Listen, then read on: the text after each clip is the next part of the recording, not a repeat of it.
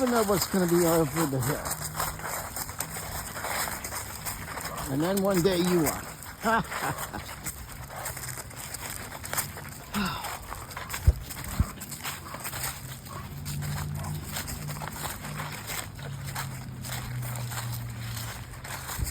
I have not read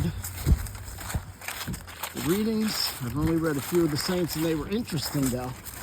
So I'm going to want to go back and let you know some of them. But I did want to talk about yesterday's, at least the first main one that I remember.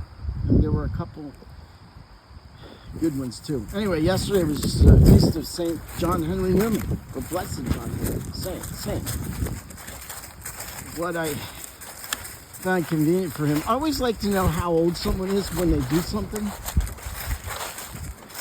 I don't know, some of us like to do that because then it tells us where we are when you're looking to, oh my gosh, he was a superstar at 24 and you're like 32 and you can't even tie your shoes or whatever. But John Henry Newman was born in 1801, I believe England.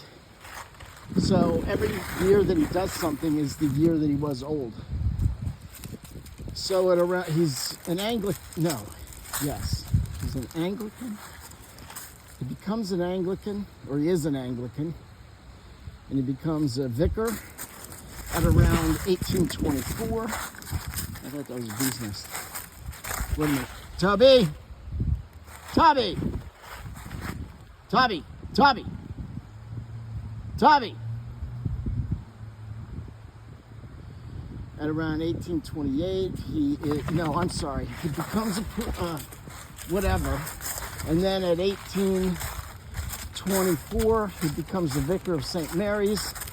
He's reading a lot of Catholic writers, and he's being influenced by that, and he's a very studied man. So he's reading his way into the church. Like they used to say, give me the facts, nothing but the facts. So he's getting the facts. Tubby. And around 1828, I think they kick him out because he's becoming too Catholic in his views. And then he calls it the middle way. And he says, I understood, it's something between Catholicism and Luthero-Calvinism. So, but isn't that what Anglicanism is in the first place? Aren't they supposed to be really close to Catholicism? Much closer than, say, Lutherans or Baptists or whatever? So isn't, by being an Anglican, isn't he already like just a couple of notches from being a Catholic? In, I think like 1832, they kick him out. He goes and lives with some friends and studies and prays and reads again, because he's brilliant. He wants to know the facts. There's no TV, or he can't go to his phone and have someone tell him stuff. So he wants to read. So in a couple of years, I think he starts some kind of group, and then 1844 or 5, he becomes Catholic. 1846 or so, or 47, he becomes a Catholic priest. 1879,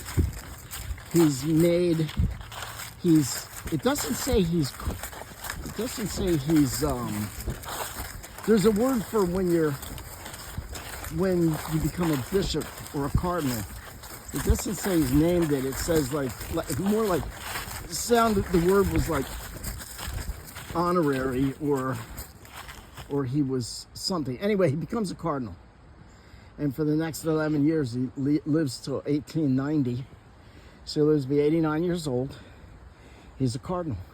He's very influential in his theology, in his writings. He's a poet known for his poetry. They give a nice little, it's not a poem, but it's the way they wrote it. I guess you could read it. I tried to read it as a poem, but it wasn't a poem. But it was a nice little treatise about who God is and who we are, and sort of, in a way, a catechism. Hey, I don't think I want to go in there because I have a feeling there's bees. There could be bees anywhere. Let's not go where we don't go before. Oh, okay. Something was touching me. It was just the grass. Come on. This is as far as you can go. You need boundaries. We were talking in class last night with the 7th and 8th graders about the 10 Commandments. And I will follow up on that in a minute. So anyway, St. John Henry Newman, brilliant theologian, apologist,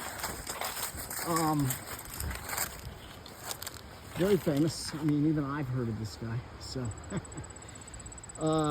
So let's ask St. John Henry, or Blessed, I forget what it said he was. John Henry Newman, Cardinal John Henry Newman, pray for us. All the saints pray for us. And we have to take our turn and do our duty, our due diligence, and pray for the souls in purgatory.